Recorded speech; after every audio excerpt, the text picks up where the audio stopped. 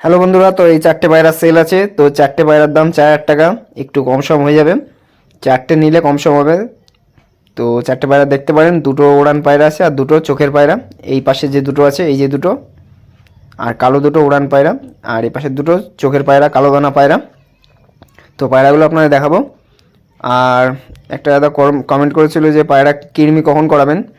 তো যে সময় ঠান্ডা ওয়েদার থাকবে, শীতের সময় বা বৃষ্টি হবে যেদিন, এখন তো একটু গরম গরম পড়েছে, তো এখনও কৃমি করতে পারবেন। তো যে সময় একটু ওয়েদার ঠান্ডা থাকবে তখনই পায়রাকে কৃমি করিয়ে নেবেন, তাতে পায়রা ভালো হবে। তো এই যে পায়রাটার চোখ শক করেন, তো এই পায়রা দুটো আমি আগে সেলে রেখেছিলাম, তো একজন নেবে বলছিল, তো নেবে বলে আর নেয়নি পরে, তো রেখে দিয়েছিলাম ওরকমই। তো এটা নর পায়রা, এটা এক জোড়া পায়রা দুটোই, কিন্তু এদের বাচ্চা দুটো করেও নর হয়, ওই মুন্ডু সাদা লাইনের। তো এদের দুটো করে নর হয় বা দুটো করে মাদিও হয়। তো এইটা তো নর শিওর, আর একটা যেটা আছে ওটা মাদি মনে হচ্ছে, যতটা শিওর। তো জানি না ওটা কীভাবে মাদি হবে, শিওর পুরো শিওর না হলেও মানে 100 ভাগের মধ্যে 80 ভাগ চান্স মাদি হওয়ার।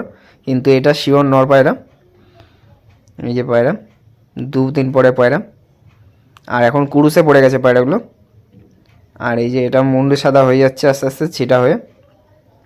তো এটা মনে হয় মাদি হবে, এর মুখের যে কাটিং দেখে বোঝা যাচ্ছে।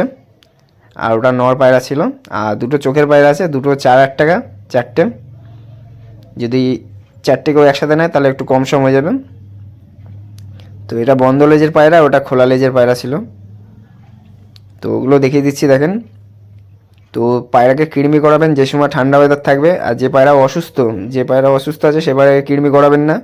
আর যে পায়রা পেটে ডিম আছে সে পায়রাকে কৃমি করাবেন না। আর ছোট ছোট যদি বাচ্চা থাকে সে পায়রাকে কৃমি করাবেন না। যখন ডিমটা দুটো পেড়ে দেবে তারপরে আপনি পায়রাকে কৃমি করাবেন।